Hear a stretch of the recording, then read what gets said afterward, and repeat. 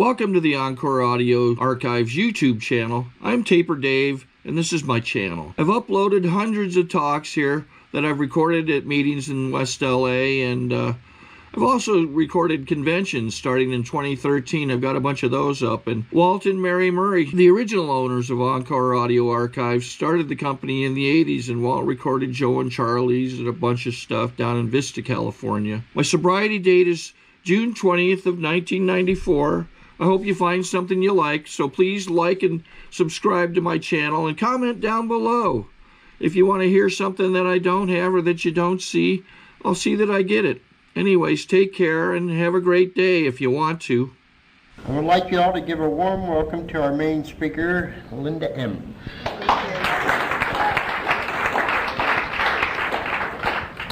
Hi, I'm Linda. I'm an alcoholic. Thank you for asking me to come and share, Mike.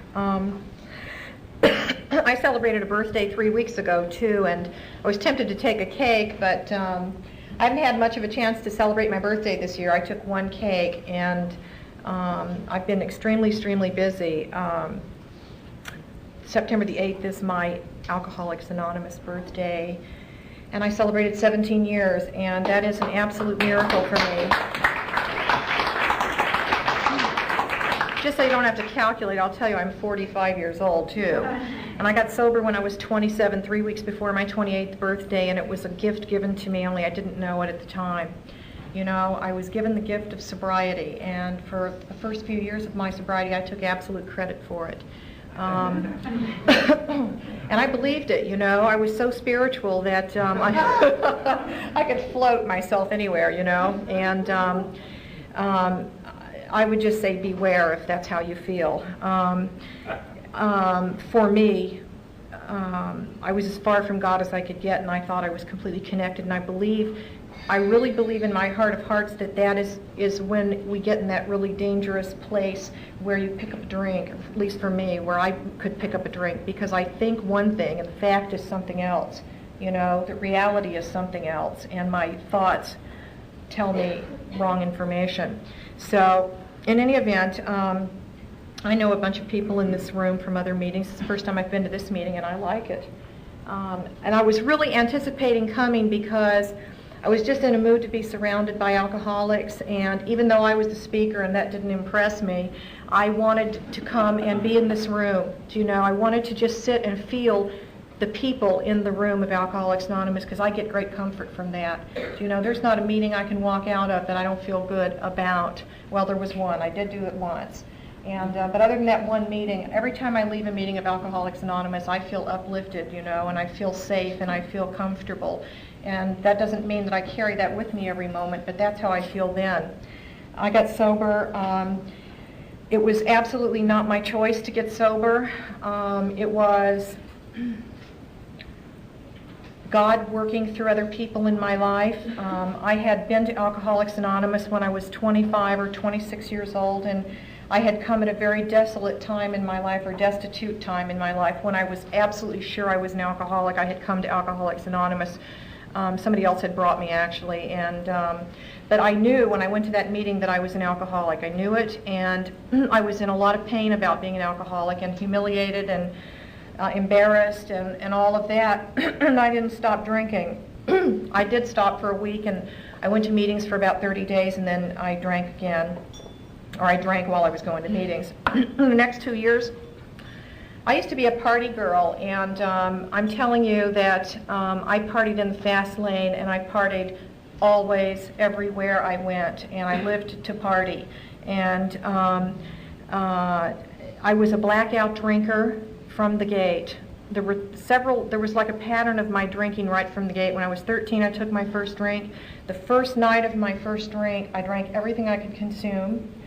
I blacked out, I threw up, and I passed out. You know, and that is the way I drank, right from the gate. I never crossed an invisible line into alcoholism. I started well on the other side of it. My body is different than non-alcoholics. You know, my body will not tolerate alcohol. I am allergic. And the deception of the disease of alcoholism tells me, you know, that it's not that. And so I rode with that for a lot of years, and my drinking progressed from 13 till 28, I'll just say, since it was so close. It progressed from being a weekend issue, you know, to being a weekend and then a day in the week, and then a weekend, a day in the middle, and another day. And, you know, over the years, it just slowly became a daily drinker. And I would go on periods, I lived chapter 3, you know. I always had different formulas I was going to put together so that I could drink, you know, or control my drinking. And I wouldn't drink before 5 o'clock, you know, and then I would only drink from stemmed glasses. I mean, like that had something to do with it. And then I wouldn't, you know, I mean, I just had all this criteria around drinking, you know, and if I was going to take a drink, I wouldn't take a drug. And I have to tell you that the minute I take anything, I take everything. And that's the way it is for me. I had, between the ages of 25 and 27, my drinking was no longer fun for me. It was absolute necessity. It was always a necessity for me, but in the last couple of years, I didn't care anything about partying anymore. I didn't care about socializing. I didn't care about anything.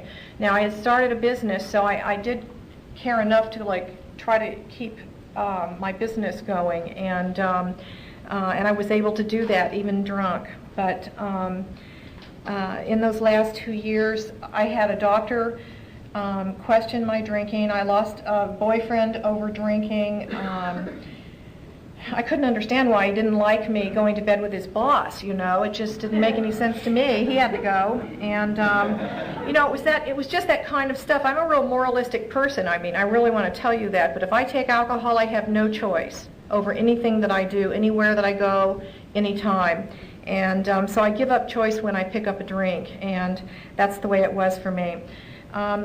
I was having all kinds of physical problems, and I didn't know they were all related to alcoholism. I had a distended liver. I had a hiatal hernia, which was directly related to that. I had nicotine ulcers in my mouth from smoking cigarettes. I had lost the ability to control my bowels when I drank. You know, I mean, just really glamorous stuff. And and I had a vision of myself that somehow that didn't quite match up to. And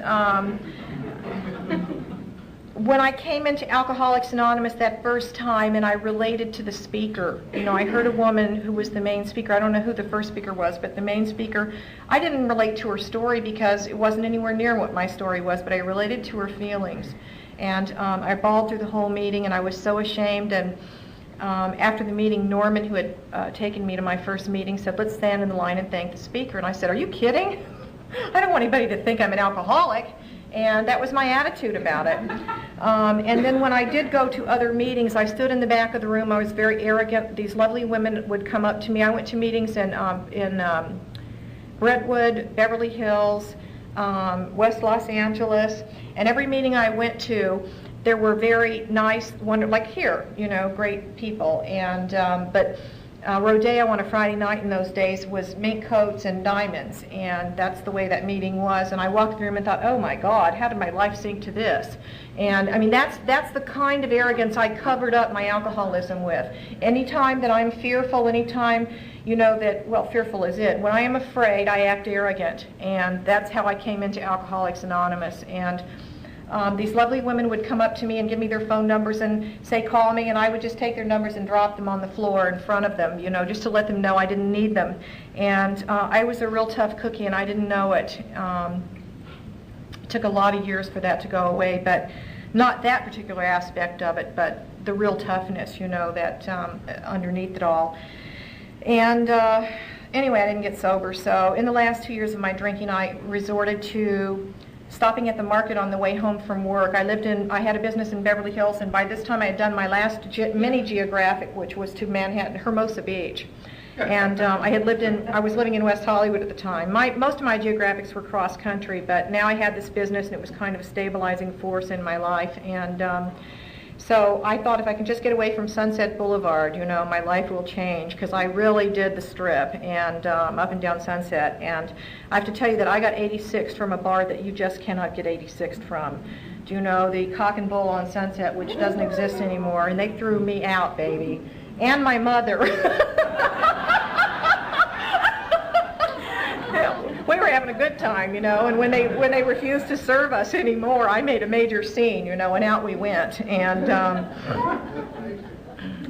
that was the same night. I'll just give you one night in my life, that night. Then we got in the car and drove down to Playa del Rey to call on my boyfriend at the time, who was the one I ultimately lost through drinking, who was an Italian guy, and he had a house on the beach in Playa del Rey, and my mom and I pull in there at like 3 o'clock in the morning, drunk out of our minds, and wake him up and get the whole neighborhood in an uproar because I plowed down 13 cars that were parked on the street, you know. I didn't plow them down, that's an exaggeration. I shot past his house and I looked back and I saw his house, so I thought, well, the best way to get there is to go in reverse. So, you know, when I drink, I'm going to drive. Nobody's driving me. And so I throw the car in reverse and I go right down the street, hitting every car that's parked on the street. And then my mother said some very nasty things to this guy, and then we called my sister to come rescue us, and that was just that one night, you know. That was just one night in my life. I mean, I can't tell you the stories. When I wake up in Chinese restaurants on the floor of the kitchen, you know, and I come to, and I look up and there's the Chinese cook standing around me, you know, and I'm going, how did I get here, you know? That's the way I drank, you know, waking up in other states and in motels and hotels and looking over to see who I'm with, you know, and I don't know how I got where I went, you know, and I took groups of people with me almost everywhere I went, and I just was into having a good time. And to make a very long story short, the behavior pattern was pretty much the same through my whole drinking. The only thing that changed for me was my attitude toward it. Do you know, now the physical ramifications of the disease of alcoholism progressed in my body, but the actions that I lived in my life were pretty much the same always, except that at some point in my 20s, I couldn't slough it off anymore. Do you know? When I would wake up in the morning and, you know, you come to, I call it wake up by mistake. It's when I come to and the mind goes, where am I? What did I, you know, it's like you try to like put it together, piece it together from the night before, and then the humiliation starts in, you know, and the degradation, and oh my God, oh my God. Well, for years I could say and mean it, you know, and, with all self-righteousness that, you know, was like it was okay because I was drunk. You know, whatever I did, it was okay because I was drunk. And it came to be for me that it was no longer okay because I was drunk.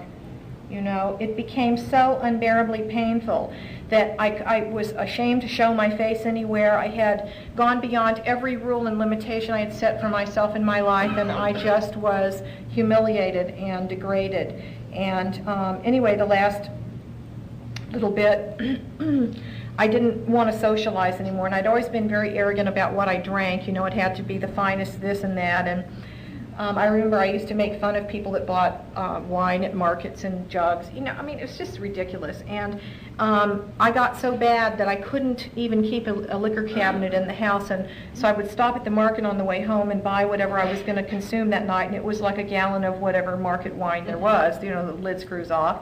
And I drive home, and the whole time in the car I'm driving home to Hermosa Beach, I'm saying to myself out loud, I deserve to have a drink. By God, I work really hard. And I mean, nobody is in the car, and nobody is asking me about my drinking, but I'm justifying it to me. And I get home in the evening, is that it starts with the bottle in the kitchen, and I pour a drink in a wine glass. I go in the front room, same thing every night, put my feet on the coffee table, light the fireplace, drink my wine, and relax. Then I go back to the kitchen, pour a second glass of wine, come in, sit down, drink it, go back to the kitchen, get the bottle, bring it into the front room, put it on the coffee table, pour another drink, and after the third drink I dispense with the glass, you know, and then I drink right from the bottle because that's just simpler. And I finish that off, and then I start writing letters to people. Yes, I don't know if you've ever done that, but that's what I did. Then I get on the phone and I call people all over the country. I love you, I miss you. And And then I take my dog for a walk in the park at 2 o'clock in the morning, you know, in an unlit, dark park. You know, I was really careful. And then I would be walking down the street with this same dog, and the police would pull up and pour me into the car and just take me home. I mean, I was like a danger to myself, and nobody ever arrested me. I got stopped drunk driving 3 times. 3 times. But of course, it was before they got so strict with all this, too. But the cops literally took me home, and I was just a nuisance. And so this woman called me out of the blue one day, and she said, and she had been a drinking buddy of mine, and she said, I want to move to the beach, Linda. And I knew she had gotten sober in Alcoholics Anonymous. You know, you keep tabs on your drinking buddies, even though you may not see them. And I said to her, name was Joan. She's changed it since then, but her name was Joan at the time.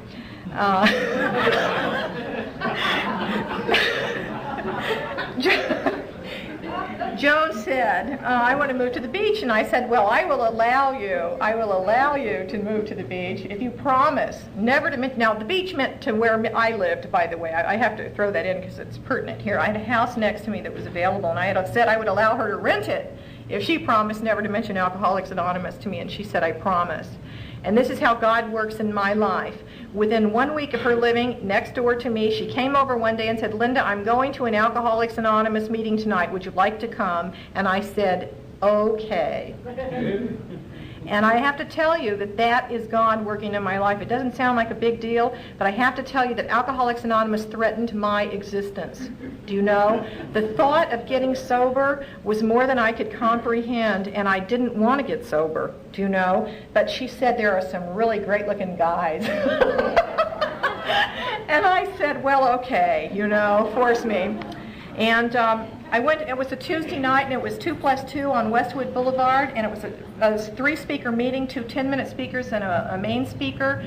And I have to tell you that a miracle happened to me that night in that room, and this is it. It was so simple. I sat in that room. I'd been in that room before. You know, I had been there a couple of years before. Basically, the same people were there, people like you and I. But this little tiny thing happened in the meeting that brought me back, and it was a thought that went flickering through my mind, just like that. It was a flash through my mind, and that flash said, maybe there is another way. Now, I don't know why it happened that night or in that room or at that time in my life, but that's what happened. And that was all it took to bring me back to Alcoholics Anonymous. That's all it took. The next day I went out and drank, and the next day I came back. It was a Thursday evening. I went to Brentwood, and then down right from that, it's a 7 o'clock meeting down to Ohio Avenue. And I got to tell you something. I got sober.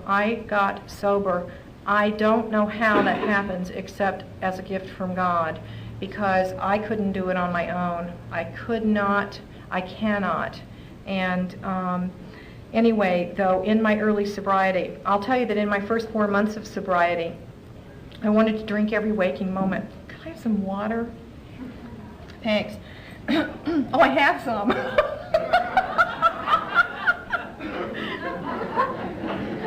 Does that tell you anything about me now? I always was a two-fisted drinker, I have to tell you. In any event, thanks anyway. My first 4 months of sobriety, I wanted to drink every waking moment. You know, I wanted to drink, and I was an absolute nervous wreck, but I was happy, happy, happy. You know, I was one of those overzealous people that come in here and they get it, you know, and they're like lit, you know. I was like, and everywhere I went, I was just like swinging from the chandeliers. I was so happy, and I would leave meetings and I would think, God, I want to have a drink. You know, I wanted to drink because drinking enhanced feelings. You know, that's how I associate it. Not, I didn't drink because I was a depressed person. I drank to enhance feelings. You know, not to. Of course, I could analyze everything to death now, but looking back, I can tell you I was checking out. But at the time, that wasn't what I thought I was doing. And So anyway, I didn't drink. That's the ticket. That is the ticket. I went to meetings. I went to no less than 6 meetings a week, and very often 10 and 12 meetings a week. I got very active in Alcoholics Anonymous. I listened to what they said. I made a decision early on, and I didn't come up with these decisions because I'm brilliant. I came up with these decisions based on what I heard from other people. You hear a little glimmer of something from this mouth and that mouth, and you claim it for yourself. You take it into your life. And one of the things I heard early on was listen to the speaker. Don't judge the speaker. Look for what the similarities are, not what the differences are. And that's what I chose to do. I chose to listen for the similarities because I certainly didn't identify with a lot of the stories I heard, but I would always identify with something, a feeling, just something, and so I always looked for the similarities, and therefore I was able to benefit because I would leave that meeting with something good. The people that I emulated were the people that were getting to the meetings early and setting them up, the people that were looking for the new hands, the newcomers, and going up and meeting them, the people that were standing at the doors and greeting, the people that were staying behind the meetings and breaking them down and washing ashtrays and coffee mugs, and then going out to coffee shops, in little crowds of people, and staying up till 2 o'clock in the morning drinking coffee. And that's what I did, and I got very active that way. And I have to tell you something, it changed my life. At 4 months of sobriety, I asked a woman to sponsor me. Now, I don't suggest waiting that long, but that's what happened for me. I waited until I have a real issue with trust, and I never trusted other women, even though I had very ostensibly close female relationships. I didn't really trust women, and of course at that time I didn't trust men either, but right specifically I didn't trust women, and I found out later why I didn't trust women, and that's because I wasn't trustworthy. Some surprise.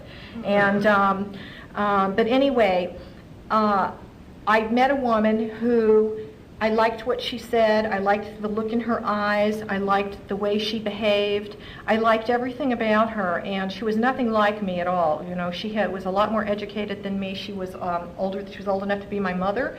She was black, and she was fabulous. And she became my sponsor, and from the beginning of that relationship until she passed away, I loved that woman. I loved everything about her. She never betrayed me. She never let me down. Now, I know that we're human, and that in the human form we always disappoint other people, but she never did disappoint me.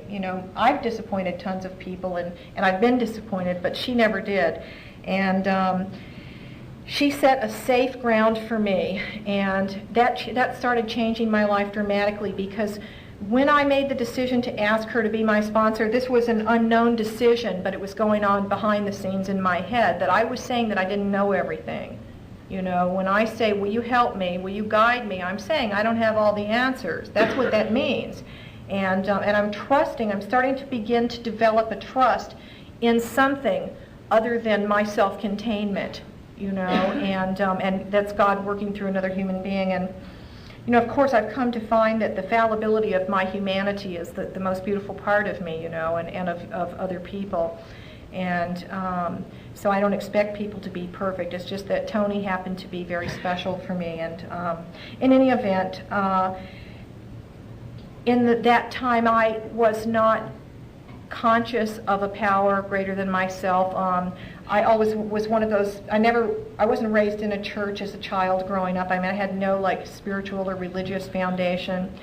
But I always did when I was in a hangover, say, God, please get me out of this one. That was my understanding of God. And Tony set me on a path, she said, and as a lot of us do, just start saying the words, just start acting as if. And so I started praying in the evening, somewhere around 4 months. All this happened right around that same time period. And a couple things happened. One day I became aware, it wasn't a flash of brilliance or wonderment, it was just I became aware that I had developed a consciousness of a power greater than myself. It was just like, oh, there it was. And the next thing was that the obsession to drink was lifted from me. It was just gone. And I don't know the day it happened. I just know that one day I became aware that I wasn't craving a drink every waking moment. And that was a miracle. Again, I was very active. I believe in activity. I believe more in action. But in my early years of sobriety, activity really kept me going. And the difference for me in activity is I was one of those people that believed literally that you don't say no to an AA request. And I did absolutely everything. I was going like a lunatic. I was sponsoring, by the time I was 3 or 4 years sober, I was sponsoring 30 women. I was speaking at 4 to 5 meetings a week. I had panels to Skid Row and to a prison. I was gone, you know, and I had learned to meditate somewhere between my second and third year of sobriety, and I was meditating and having out-of-body experiences, and I wanted to give my business up and go to India and live on the mountain and meditate, and you know, I mean, that's where I had gotten, and I really believed all this stuff. And I had married a guy in Alcoholics Anonymous too, and I didn't realize that he was taking medication when I married him, and which should tell you how lucid I was, you know. And shortly after getting married, it was more of like an obsession that I just had to complete with this guy. And we got married, and I discovered he was taking pills, and you know, he took them under the doctor's prescription, and like 3/4 of a bottle at a time, you know, under doctor's prescription. And the day that I discovered it, it may not have been the day, but it was somewhere shortly after the day I discovered it. And I tell you this story because not to put him down, but to tell you how serious and how quickly alcoholism can jump in, you know. And that day I left for work, and he was, it was a knee or a stomach. It was always the knee or the stomach. And so he took these pills. And I left for work, and I came home that night, and the bottle literally was 3/4 gone. And I went upstairs. He was loaded, and I turned around in utter disgust, and I started walking down the steps, and my mind said to me, by God, if he can do it, I can do it. I am going to check out, and nobody will know. In Alcoholics Anonymous, nobody. I will check out because I deserve to, and I'm going to go back to meetings tomorrow, and I will raise my hand as though nothing happened. And I went downstairs, and I went in the kitchen with the full intention of taking those pills. I wasn't a major pill taker, you know, I was your basic drunk, and I did take some pills along the way, but it wasn't like my big thing. I went in the kitchen, I dumped the rest of the pills in my hand, and I closed my hand, and I blacked out. I just went in blacked out. And I became conscious at some point later. I don't know how much time passed. I was sitting on the couch in the front room. I opened my hand, and all the pills were in my hand. And I have to tell you that that was the most major turning point of my life, because that was when I really got it, that God had kept me sober, not me. You know, because before that, had you asked me, Linda, how are you sober? Why are you sober? I would have had the answer. I did have the answer, because I worked the steps of Alcoholics Anonymous, because I carry the message, because I this and because I that. And I was going to take those pills, you know, and God intervened and kept me sober. And that was the first major turning point, besides obviously getting sober. From that point, I mean, I could tell you detail for detail along the way. At 6 years of sobriety, I did get out of that marriage. I stayed for 2.5 years, and then I got out, and just long enough to have a baby, you know, so I could be responsible, have a lot of responsibility forever, and with no help. And in any event, that's what I did. But I got out of that marriage, and you know, funny thing is, the same man that he and I fought in court for years and years and years, and I just absolutely was not going to let him do the things to my child that were inappropriate that I saw happening. And he fought, and I fought, and the child suffered. And finally, do you know, he got into therapy with my child, and we have a fabulous relationship today. And he and my son go to therapy together, and I let him take him, you know. And it's just, miracles can happen. They really can happen. But I fought for what I believed, and whether it was right or wrong, I don't know, and it doesn't even matter at this point. I did what I thought was right, but it's come around, and this man participates with his child now on a level that astounds me, and it feels safe right now, for that to happen. In any event, I lost my train of thought. I got out of the marriage, 6 years sober. I was in a meeting in Bel Air, on a Monday night step study, and a woman who had gotten drunk just before her 13th birthday was there that night, and she'd been out drinking for a long time, and she said, "Linda, can I come home with you?" And I took her home with me, and we stayed up and we talked all night that night, and she kept saying, "I just can't get back, I can't get back, what can I do? Will you sponsor me? Will you this and that?" And I told her I would sponsor her, and she asked me for direction, and I said, "You have to go to a meeting tomorrow and raise your hand," because she wouldn't raise her hand. I said, "You have to raise your hand," and she said, "How dare you say that to me?" And she started in this tirade against me, how I didn't understand her, and how, harsh I was, and how unbending, and all this stuff. And I said thank you, and we parted that morning, and she left saying, obviously I didn't know how to sponsor, and she didn't get sober. And I stayed sober, and the beauty was that evening she gave me the next major turning point of my life, which was I got to see the setup, another way to get set up to get drunk. I heard her talk about the things that she had done, over speaking, over sponsoring, over this, over all the excesses, and I went, oh my God, that's what I'm doing. No wonder I'm so uncomfortable, and and so I left with a firm decision to change my path, that I was going to learn how to live in a more moderate manner. And she didn't get sober. And I got to tell you something, sometime in the next 9 months, 10 months, she did get sober. And guess what? I saw her in a meeting with her hand raised. And I had a little chuckle over that. But you know what? I was just really glad that she was able to get back to Alcoholics Anonymous, because some people don't get back. They aren't lucky enough. I heard someone share last week about a woman she knew that died after she'd been sober a long time in sobriety. I knew that woman too. She died in her car in her front yard, and she had been a pillar in Alcoholics Anonymous, and she died a very terrible death. And some people aren't lucky enough to get back, and she was lucky enough to get back and has stayed. And I've been lucky enough to be given 17 years of continual sobriety. It's absolutely astonishing to me. I don't deserve it. It's not a matter of deserving, it's just, it was a gift to me. And so anyway, at 6 years of sobriety, I heard that part of what I was doing that was setting me up, and I started changing that. And when I was 9 years sober, it became necessary for me to go into counseling, and I went into therapy. And before that, I had always said, you don't need therapy. Nobody needs therapy. Alcoholics Anonymous is enough. And if you're working the steps and yak, yak, yak, yak, yak, and that's usually, if my mouth's moving, I think I know it. It's a bunch of untruths. And in any event, I went into therapy because I absolutely had to be guided through my secrets.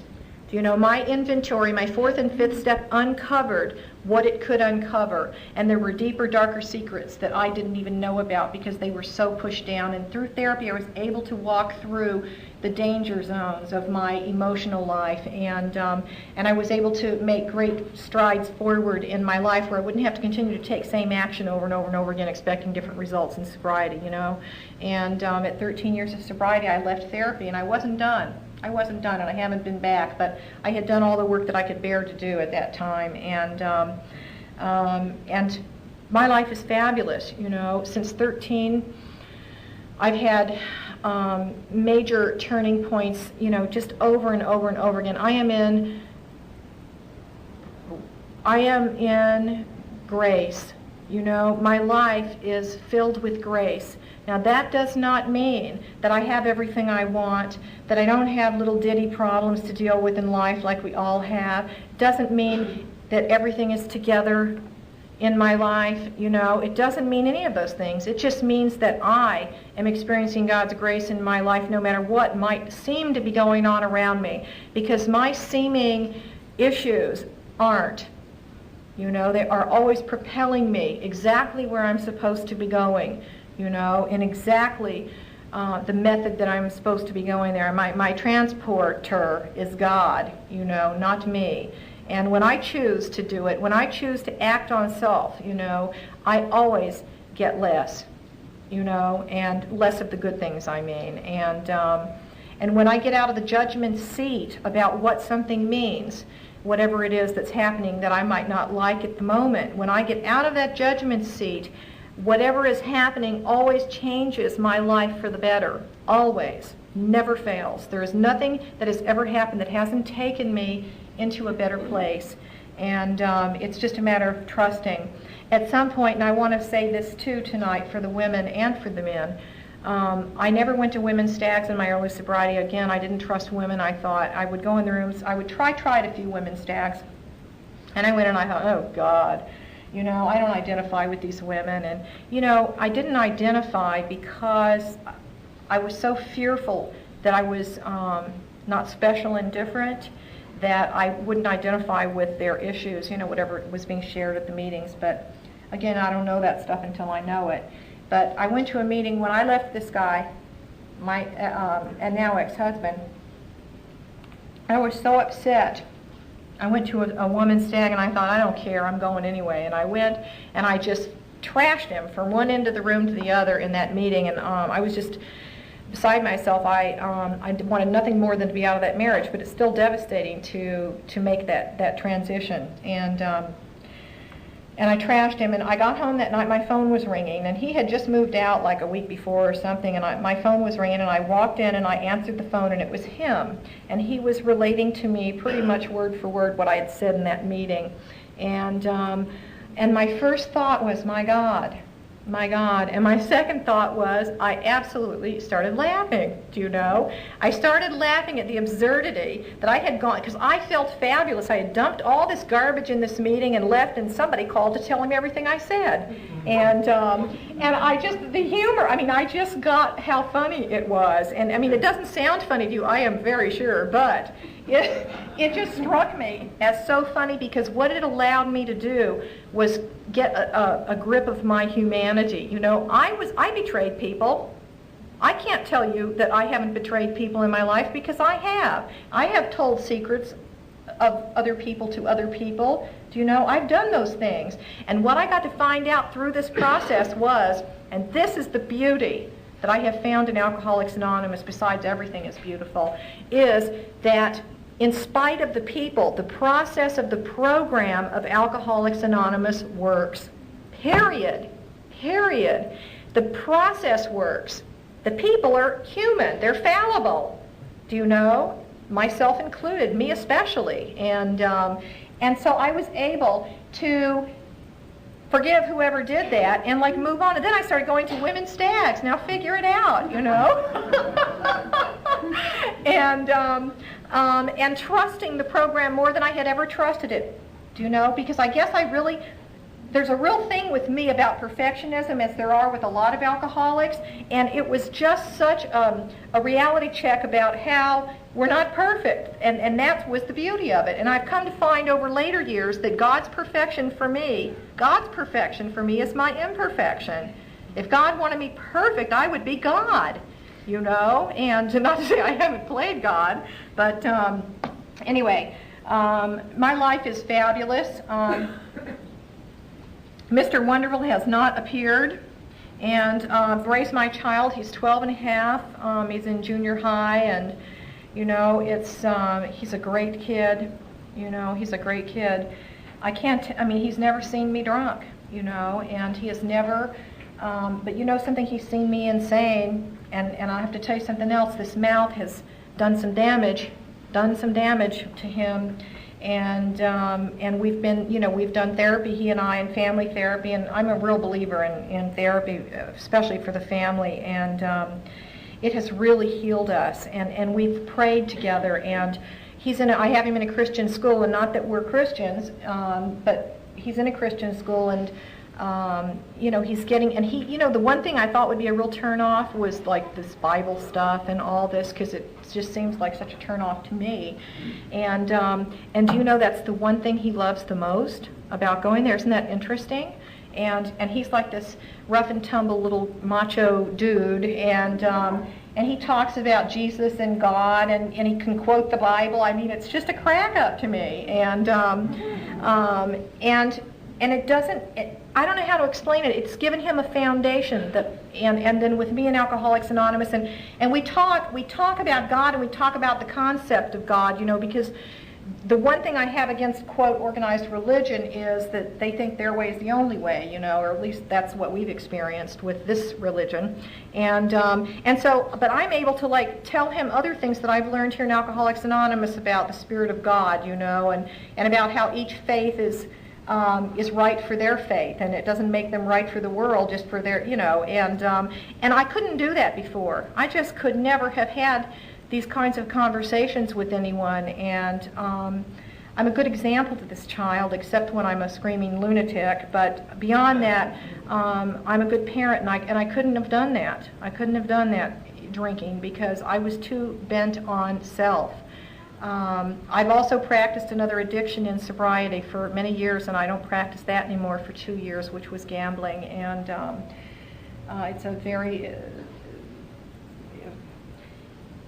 it's a very deceptive disease also, and I don't practice any diseases right now, except I do drink coffee and I eat sugar, and beyond that, I don't, there's just nothing else that I do to destroy myself, and my life is wonderful. Alcoholics Anonymous has given me a life that I never knew possible, and I'm going to keep coming back. Thanks.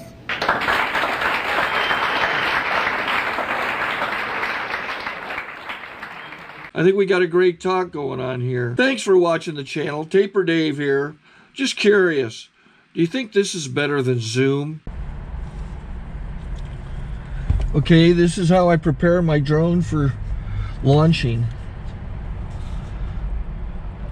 I like to do it inside the cab of my truck so I'm not standing outside in the weather. To install the joysticks for control, up and down, right and left, powered on. I have an Android phone that I use to connect it to the drone with, and it's actually controlled through the iPhone, through an app. Oops, wrong way. It's actually controlled through the iPhone, or through this Android phone, through the app. It's actually controlled through the Android phone through an app, and you connect it through this short connection right here.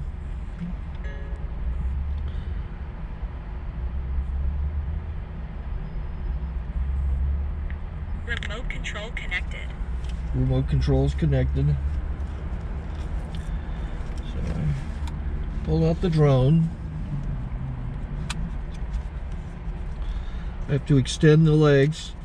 Long legs extended first, then the short legs. Remove the gimbal protector. Set that aside, then power it on one short burst, then one long burst. I lay it down. So I have to go to calibrate. So the drone's not connected yet. It shows you here as this drone gets disconnected, even though the remote's powered on. So the drone has to establish it's connected. So I go into the app to calibration mode. First I'll calibrate the remote controller. Start calibration. Out, in, out, in, up, down. And then this little wheel is to control the gimbal. So it's calibrated. Go to gimbal calibration, start calibration, and then it calibrates the gimbal. I don't know if that shows up. The gimbal's moving all over the place. Changes, you can see it on the video. And I'm calibrated to take off. It's acquired 7 satellites at the moment. There are 26 satellites up in the sky, which it has to acquire before you can take off. So it's connected. It's got enough satellites. This is white. I can go to press this little arrow button, swipe right to take off, and it would start the motors if I slid this to the right. But I'll wait till I get outside. Don't want to do it inside.